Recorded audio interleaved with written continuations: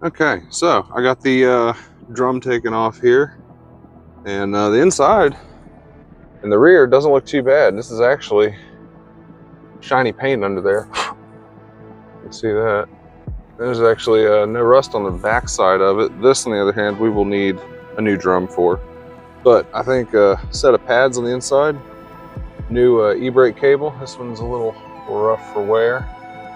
So yeah, we'll get a new set of rear brakes for this and upgrade that. I'll probably also get some new mounts for these shocks. They're looking a little rough as well. So, or not shocks, but springs. Yeah, I'll get some new mounts for those because springs look fine. The mounts are a little rough. These things look brand spanking new, so I'm probably going to keep those on there as well. We will hit this with some paint. We'll do a little rust removal and probably just paint it black or something to prevent future rust. But besides that, the underpinning of the vehicle actually looks really good. No rust on any of that. This stuff, like the tank straps, there's a little bit of surface rust on them, but not even enough to really worry about.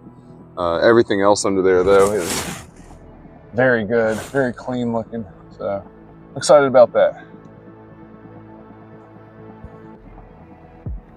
All right, folks, so we got the axle off, the e-brake cable's unhooked, and now drag it out from under the car. Put that cover back on just for now. These are gonna get entirely and totally rebuilt. Sorry, headphone users.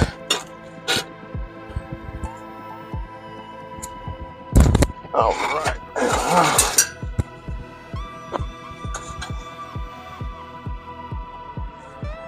Now, I'm sure a shop would be much easier, or a garage, or anything with a hard floor, but the fact that I'm doing it out here by myself on the ground tells me that anybody can do it at home. And if they say they can't do it at home, they're making excuses.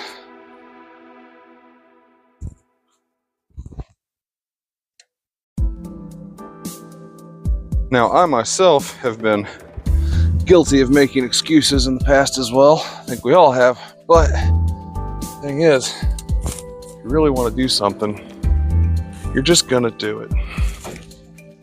Nobody's gonna tell you how or why you shouldn't or why you should. If you want to do something, you just have to go do it. That right there just for now. All right. Ta-da. All right, now that we've got all of the wheels out from under it, the brakes are now completely unhooked, which means that thing should be the only thing with fluid left in it. We can drain it out from up here and not have to worry about taking it through all that other stuff. The engine, I tried to hit those with an impact, and my little DeWalt impact does not have enough to twist the metal. So I'll probably have to heat and beat and end up just going at it with a saw of some kind. I'm not really trying to save much of anything off this engine. Like I said, the subframe, shocks I'll probably keep a hold of, bearings, things like that, rack and pinion, stuff like that I'll keep a hold of. These mounts are all shot, so they're just gonna go in the trash after this thing's gone. I may do the hot glue trick and fill them up with hot glue, turn them into a polymer bushing, so to speak. But that's the least of my concerns right now. Just want to get this thing prepped. I want to get this thing prepped. We still have to get the dashboard out, to which I'm absolutely dreading, but at the same time, probably won't be any harder than anything else that I've done. I mean, right? How hard could the dash be? So for now though, we are gonna focus on, we're gonna take the brakes apart,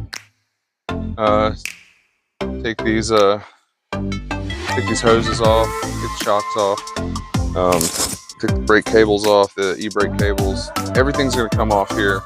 I'm gonna come back, I'm gonna wire wheel all of this stuff. I probably won't bore you guys with that. I'll just show you like a before and an after. So yeah, stay tuned for that. Well guys, I'm having a lot of fun today. Even though it's 100 degrees out, the sun is beating down, we are still in the shade over here. And yeah, got my faithful sweet tea. Ice cold and strong. So, remember folks, anything is possible. Just gotta believe in yourself, in Jesus, in something. Just believe.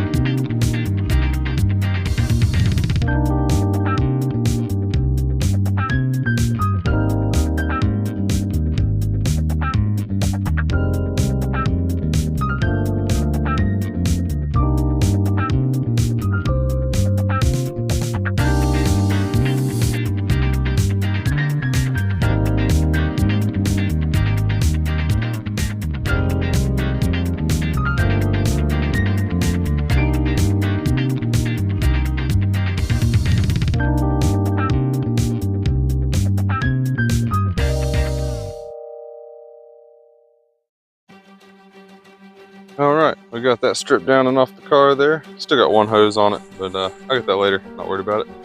Got some of the stuff we're gonna keep on the back of the trailer here. Now, it's not for sure that I'm gonna keep it. I'm gonna compare it to what's on the other car and we'll see what looks the best. These mounts are pretty much trash, so that's like a maybe pile. The mechanism here is still good, but the cable's bad, so I'll see if my other mechanism's good or what. Looking up underneath the car here, pretty empty now. Got the fuel tank and fuel sending unit stuff up in there. But yeah, besides that, there's not much left under there.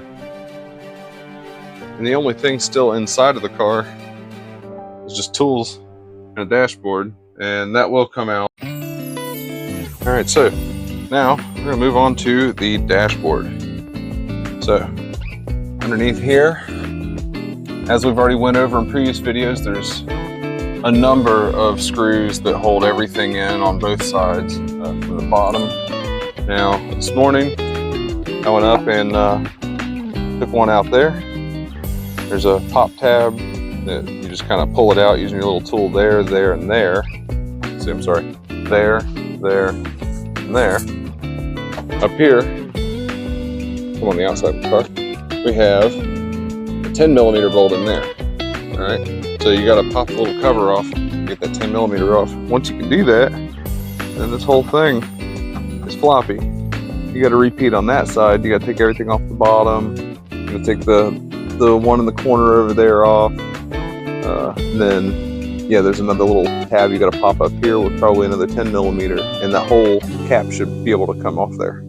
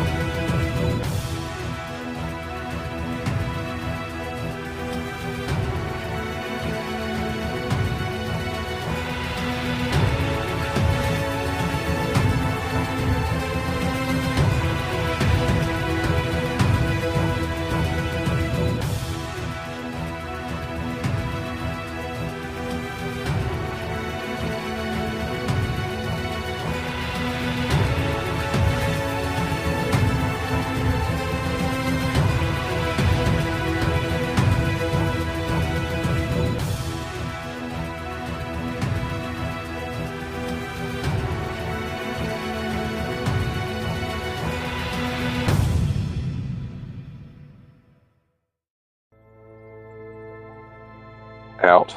That thing was a complete pain in the butt. There's a little clip that slips underneath here, and it's a metal clip. Thank you. Shout out to my friend Jeremiah. Appreciate it, brother. Yes, big metal clip runs the length of this. I basically had to slide this thing back and forth while bending it up, and eventually, I mean, it took hours because I thought I was going to break something. Eventually it popped out of there. We've got the center console, all that stuff off. Everything's off there. I'm going to do a little bit of research and see what all needs to stay and what needs to go. I'm assuming some of the stuff back in there is going to stay, but you know, some stuff like the fuse box here, I'm going to swap it with the one in the other car because it's already, I don't know if you can call it coded, but it's pinned out for everything that's going to come into this. The new car is not going to have power windows. It's not going to have an automatic transmission, things like that. So I'm just going to put new fuse box and everything from the other car into it. And yeah, so that's pretty much it on. So next order of business, this plastic surround encompasses everything. I'm gonna have to remove it next to get down to the bare bones that lay behind it. The bare bones behind it, that's gonna have a lot of the components we're gonna need to remove in here, and it should make it a lot easier to reach up underneath the dash too.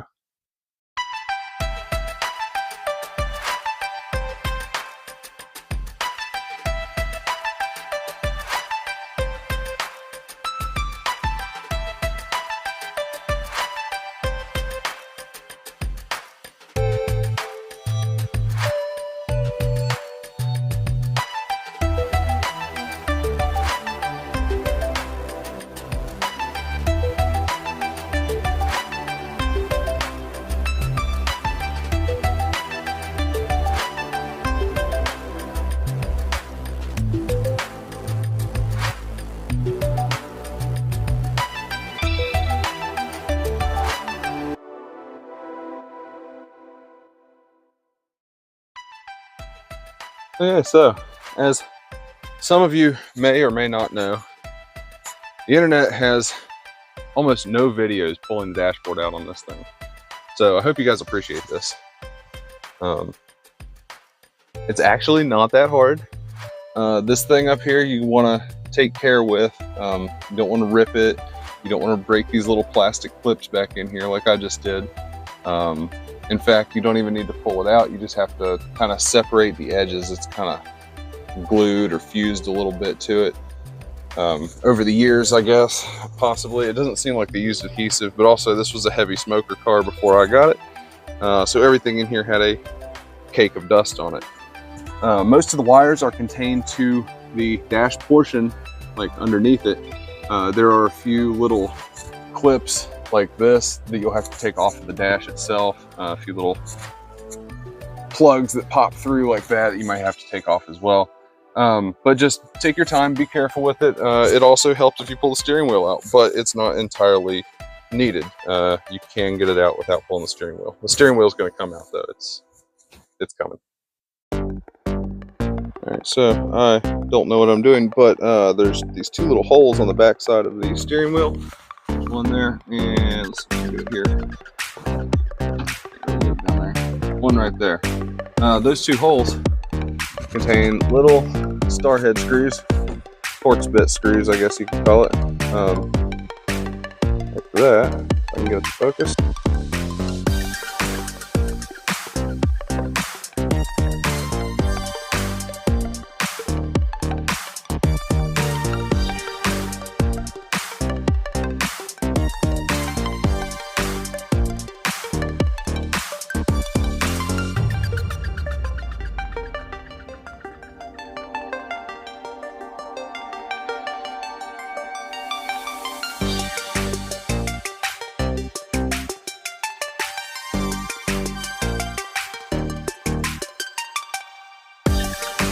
So up in here, we've got, come on, focus. Anyway, there's two nuts up in there, and it's like, let's see if you can see it a little better now. There's a piece of metal above and below it. Oh, you can see that one a lot better. Okay. So yeah, there's a piece of metal down there, and it makes it really difficult to get that off. Now there's four of those. There's two on the top and two on the bottom to get this faceplate off. Once the faceplate's off, there's some bolts on the back side there that I'll be able to get a tool on and be able to press that whole thing off there, pull, I guess, the whole thing off there. The thing that makes it difficult is you can't get any of this stuff back here off until you get the steering wheel off. So you only have about this much room to work with, getting in there, working around all that stuff. It's a pain. Just be careful and take your time with it. Okay, so about 2 or so hours of quarter turn cranking and taking a break. We finally got those off. Now, that's what's been holding up this whole process, because now we can get to the big nut in the middle. We can press it out of there. Get everything else taken care of on here. It'll all pull out the front. So now that we've got this far, things should start to move along a little faster again. Get the steering column out of there. Go on down and start working on the brake pedal. Gas and brake down here.